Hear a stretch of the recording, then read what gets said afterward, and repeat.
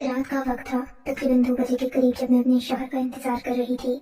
मुझे अपने कमरे में हल्की सी आहट का एहसास हुआ। मैं चौंक गई। मैंने इधर उधर देखा, मगर वहाँ तो कोई भी नहीं था।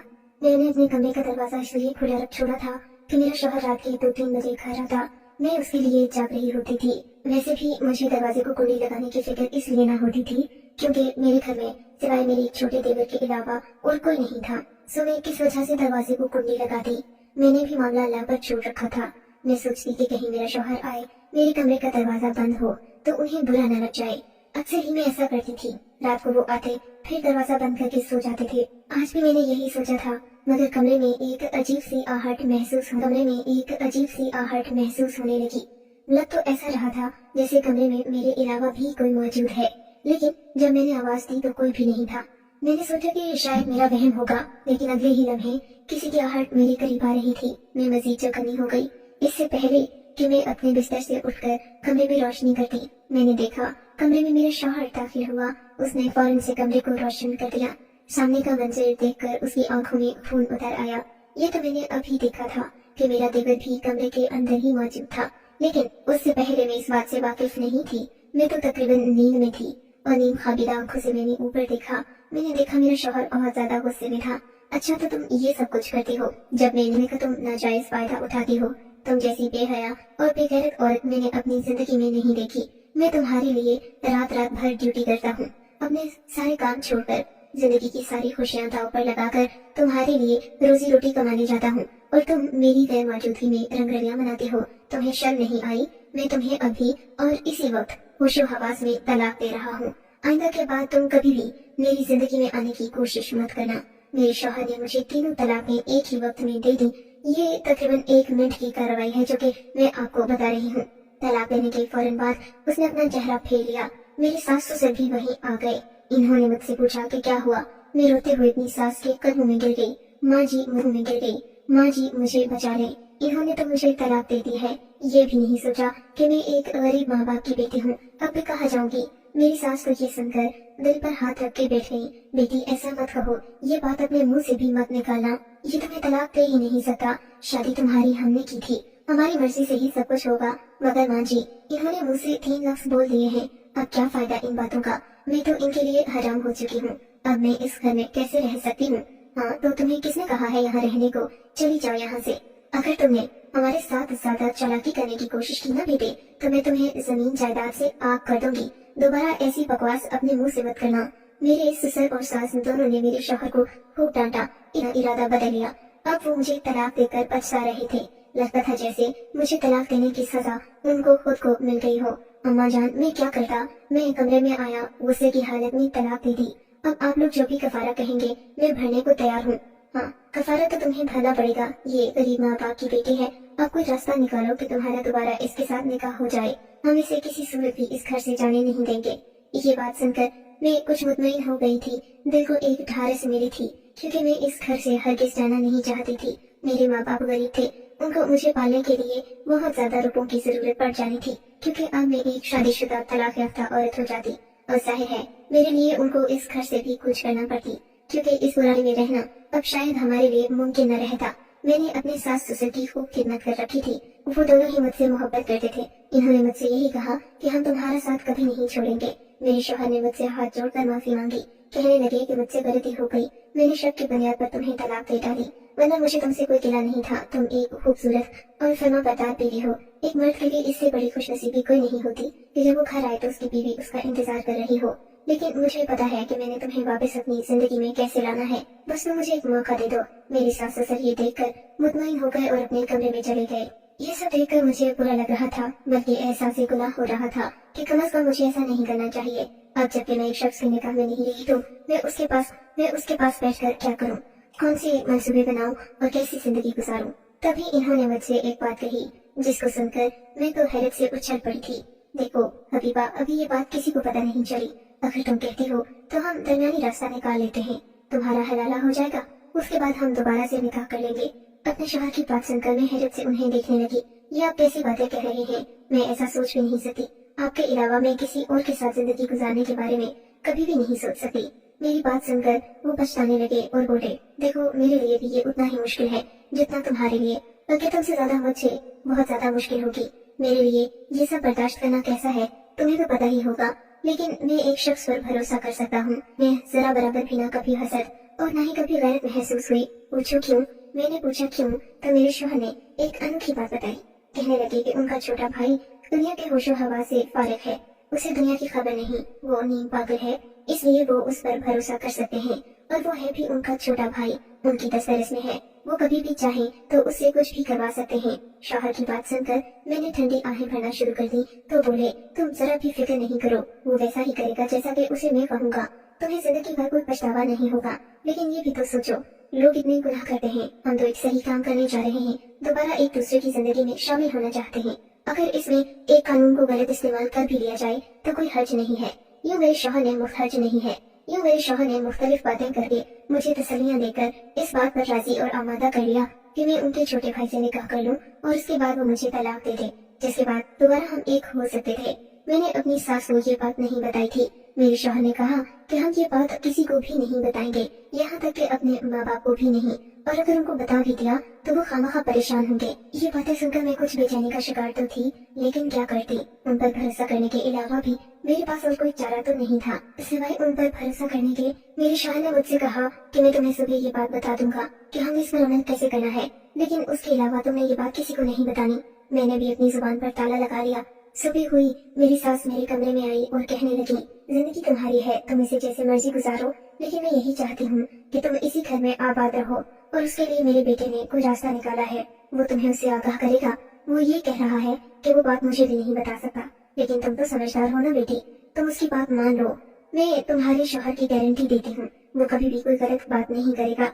जो भी हुआ कल रात वो गुस्से में हुआ, और तुम्हें तो पता है वो सा अच्छे भले वली को भी शैतान बना देता है। फिलहाल बस तुम अपने शौहर की रजा के बारे में सोचो, तुम जिंदगी में कभी भी नाकाम नहीं होगी। जो औरत अपने शौहर की खातिर अपनी ख्वाहिशों की कुर्बानी देती है, अल्लाह के नजदीक भी वो अफजल तरीन होती है। सास की बातें सुनकर मेरा दिल मजीद मुतमईन हो गया। उन्होंने मुझसे कहा था कि कल सुबह तुम फजर के वक्त तैयार रहना, मैं तुम्हें मस्जिद लेकर जाऊंगा, मेरा छोटा भाई भी वहाँ आ जाएगा, हम ये नेक काम कर लेंगे। उसके बाद मैं तुम्हें खुद उसके साथ एक जगह पर छोड़ आऊंगा, उसी जगह पर तुम कुछ दिन रहोगी, यानी 1 या 2 महीने, फिर मैं तुम्हें लेने आऊंगा और हम लोग दोबारा से इसी मस्जिद में निकाह करके वापस अपने घर जाएंगे और पहले जैसी जिंदगी गुजारेंगे। ये बातें मेरे जहन में थी और सोच रही थी कि कैसे और कब 2 महीने कटेंगे, मैं वापस अपनी जन्नत में आऊंगी। सुबह 4 बजे थे।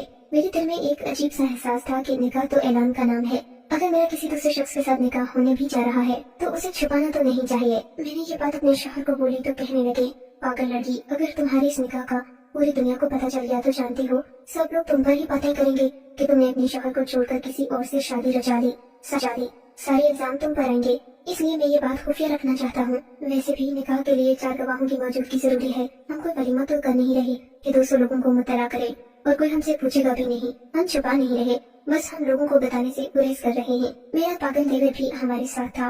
मेरे शौहर ने मुझे यकीन दिलाया कि ये तो पागल है, इसे दुनिया की कोई होश नहीं है, तुम इसे एक दीवाना पागल और मजनून समझो।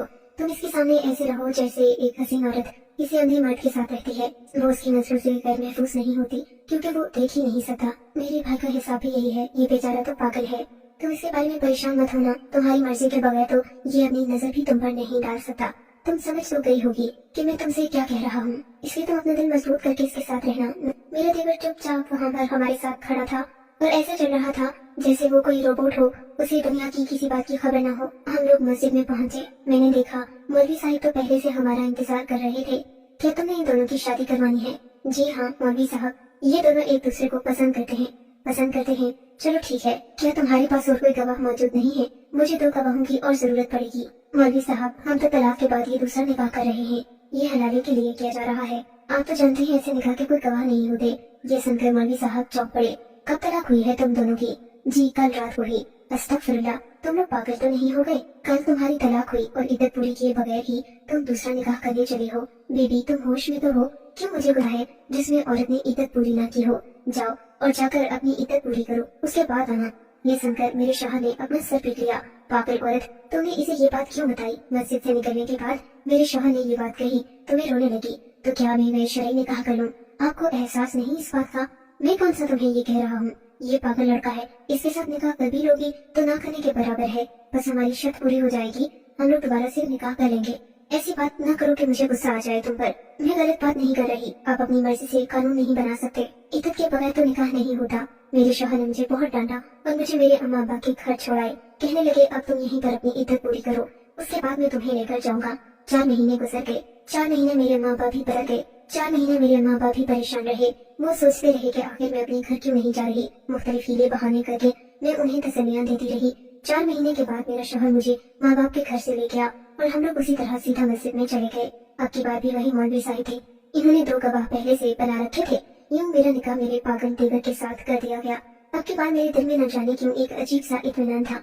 लग रहा था कि मैं कोई गलत काम नहीं कर रही। इद्दत के दौरान मैंने अपने रब से बेपनाह दुआएं मांगी थी कि मेरे पास वही आए जो मेरे लिए बेहतर हो और मेरी जिंदगी से तमाम गलत लोग इस तरह चले जाएं जैसे बारिश के वक्त धूप चली जाती है। मेरी इन दुआओं का असर था या क्या, पर मेरे दिल में बेपनाह सुकून था। अब की बार मौलवी साहिब ने भी मुझे दुआएं दी और कहा कि तुम अपने निकाह में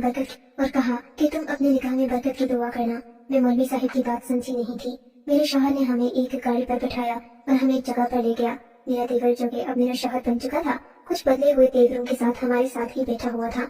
उसने मुझसे कोई फालतू बात नहीं की। हम लोग एक दुकान पर चले गए। दुकान के ऊपर एक छोटा सा कमरा बना था। मुझे ये देखकर हैरत हुई कि ये कमरा कुछ महफूज भी नहीं था। एक पलंग बिछा हुआ था, जरूरत की कुछ चीजें रखी थी। ये क्या है? मैंने अपने शौहर से सवाल किया। हाँ तो मैं कौन सा दुल्हन का कमरा तैयार कर रहा था तुम्हारे लिए। तुमने कौन सा यहाँ सारी जिंदगी रहना है? एक तो महीनों ही की तो बात है, उसके बाद हम फिर से एक हो जाएंगे। फिर से एक कैसे होंगे? अभी तो उसके बाद की इद्दत भी पूरी करना होगी। एक तो तुम बड़ी मौलवियानी बन गई हो, मुझे ज्यादा पता है या तुम्हें तो नहीं लगी, और तुम मुझे ऐसे सिखा रही हो जैसे मैं कोई छोटा बच्चा हूँ। अच्छा मुझे माफ कर दे, मैं ऐसी बात नहीं करना चाहती थी। दरअसल बात यह है कि मैं अल्लाह ताला से बहुत डरती हूँ। मेरे दिल में खौफ खुदा है। खौफ खुदा है तो फिर मुझसे भी बात न करो। अब मैं तुम्हारा शौहर नहीं रहा, बल्कि वो तुम्हारा शौहर बन गया है। उसी से बातें करो, अपने दिल की भड़ास निकालो। मुझे क्यों ये सब सुना रही हो? ये बातें सुनकर मेरा तो दिल कट सा गया था। मैं सोचने लगी कि कितना बेहिस शख्स है, अपनी सारी गलती मुझ पर डाल रहा है और फिर उससे किनारा भी कर रहा है। न जाने कब वो चला गया। मैं अपने दूसरे शौहर के साथ बैठी रह गई। मैं सोचों में गुम थी कि उसने मेरे दुपट्टे का पल्लू उठाया और बोला, आप बहुत खूबसूरत हैं। निकाह के बाद तो आपके चेहरे पर एक अजीब सा नूर आ गया है। आबिद के मुंह से ये बात सुनकर मैं चौंक पड़ी थी। ये तुम कैसी बातें कर रहे हो? कैसी से क्या मुराद है? अब मैं आपका शौहर हूँ, ये बात भी नहीं करूँगा तो फिर क्या कहूँगा आपको? आप मत कहो मुझे, मैं भाभी हूँ तुम्हारी। भाभी थी, अब तो नहीं हो। उसने बड़ा हक जताते हुए ये बात कही तो मैं हैरान हो गई। उन्होंने तो कहा था कि तुम पागल हो, दुनिया के साथ तुम्हारा कोई वास्ता नहीं है, तुम ये कैसी बातें कर रहे हो? मेरी बात सुनकर वो हंस पड़ा और बोला, मैं निकाह कर सकता हूँ। निकाह तो वही करता है जो आकिल और बालिग होशो हवास में होता है। किसी पागल शख्स पर निकाह तो जायज ही नहीं है। आपको नहीं पता क्या? उसकी बात सुनकर मैं हैरान रह गई। वो तो अच्छा खासा समझदार था। तो फिर मेरा शौहर तुम्हें पागल क्यों कहता है? तुम्हारा शौहर तो अब मैं हूँ। रही बात मेरे भाई की कि वो मुझे पागल क्यों कहता है, तो इसका मेरे पास कोई जवाब नहीं। लगता हूँ तो इसमें मेरा कसूर नहीं है, बल्कि उनकी गलती है कि वो मुझे सबके सामने पागल कहते हैं। अच्छा तो तुम क्या वाकई में पागल नहीं हो? नहीं जी, मैंने तो आपके लिए एक अलग कमरा भी ले रखा है, हम लोग उसमें रहेंगे। वो कमरा नहीं बल्कि एक घर की बैठक है। उसका दरवाजा बाहर की तरफ खुलता है। किसी किस्म की कोई मुदाखलत नहीं है। मैंने वो कमरा 2-3 दिन पहले देखा था। किराया भी मुनासिब है, आपको फिक्र करने की जरूरत नहीं। मैं उन शौहरों में से नहीं हूँ जो बीवी का जेवर बेचकर अपने घर का खर्चा चलाते हैं। उसकी बातें सुनकर मैं हंस पड़ी। ये तुम कैसी बातें कर रहे हो? तुम तो एक आदमी जैसी बातें करते हो। तो आपने क्या मुझे बच्चा समझ रखा है? उसने अजीब सी नजरों से मुझे देखते हुए कहा, नहीं बच्चे तो नहीं, तुम्हारी उम्र अच्छी खासी है, पर मेरे शौहर ने मुझसे हमेशा यही कहा कि तुम एक छोटे बच्चे हो, तुम्हें दुनिया की होश नहीं है। हाँ तो जाहिर है, सबका तकाजा था। मैं लड़कियों के साथ ऐसा ही रहता हूँ जैसे मुझे कुछ मालूम नहीं, पर अब तुम एक लड़की नहीं मेरी बीवी हो। मैं तुम्हारे साथ शरीफ बनकर क्यों रहूंगा? ये बात सुनकर मुझे अजीब सा लगा। हमें यहाँ रहते हुए 2 दिन हो गए थे। मैं यही कोशिश करती कि वो ज्यादातर घर से बाहर रहे और मेरे सामने न आए।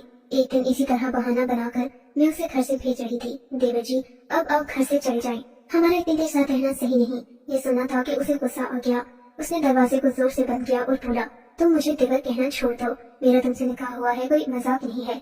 आइंदा के बाद मुझे शौहर जैसा रुतबा देना और मुझे आप जनाब करके पुकारा करो। बदतमीजी मुझे पसंद नहीं। तुमसे मोहब्बत करता हूँ, इसका ये मतलब तो नहीं कि तुम जो मर्जी आए मुंह में कह दो। उसकी बात सुनकर मेरा तो कलेजा फटने को था। मैंने फौरन घर का दरवाजा खोला और बाहर निकल गई। वो मुझे आवाजें देता पुकारता रह गया, लेकिन मुझे ऐसा लग रहा था कि मेरे साथ धोखा हुआ है। मुझे अपने शहर की दुकान का पता मालूम था। मैं मुख्तलिफ लोगों से पूछती हुई उनकी दुकान पर पहुंच गई। मैंने देखा वहाँ पर एक और औरत भी थी। जो काफी हसीन थी और मेरे शौहर के साथ यूं खड़ी थी जैसे इन्हें बरसों से जानती हूँ। उसे देखकर मैंने फौरन अपने शौहर से पूछा, कौन है ये औरत? मुझे आपने कहा था मेरा भाई पागल है, वो तो होशो हवास वाला है, एक समझदार मर्द से भी ज्यादा पुख्ता सोच का मालिक है, और आप यहाँ पर खड़े इस औरत के साथ रंगरलियां मना रहे हैं। इस औरत के साथ ये बीवी है मेरी, दोबारा इसके बारे में कोई बकवास न करना। देखो सरीन, मैंने तुम्हें कहा था ना, तो मेरे भाई को पागल बनाकर उसे घर से लेकर भाग गई है। अब हम रटियां समेटने और तमाशे लगाने आई है यहाँ। मैं इसे बिल्कुल भी पसंद ना, मैं तो शुरू से ही तुमसे शादी करना चाहता था। ये बातें सुनकर मेरे सर पर जैसे आसमान गिर पड़ा, मेरा दिल दहल गया। कितने संदिल हो आप, आपने मेरे लिए इतना बड़ा जाल बिछाया, मुझे ही बदनाम कर दिया। तुम हो ही इसी काबिल, मैंने तुमसे कभी मोहब्बत नहीं की, अब यहाँ से चली जाओ, तुम मेरा कुछ बिगाड़ नहीं सकती। ये अल्फाज जैसे मेरे दिल को चीर गए थे। मैं वहाँ से रोती हुई वापस आई और अपने ही शहर के घर को अपना अतीत ठिकाना समझने लगी, क्योंकि अब मुझे इस बात का यकीन हो चुका था कि वो मुझसे मोहब्बत करता है, वरना मेरे शौहर के कहने पर मुझसे निकाह कभी भी न करता, क्योंकि वो मुझे बता चुका है कि उसने मुझसे निकाह मेरी मोहब्बत की वजह से किया, अपने किसी भाई के दबाव की वजह से नहीं। मुझे बहुत खुशी है कि मेरा दूसरा शौहर गैरतमंद और बहादुर है, झूठा या मुनाफिक नहीं, क्योंकि एक झूठा शख्स दुश्मन से भी ज्यादा नुकसानदेह होता है।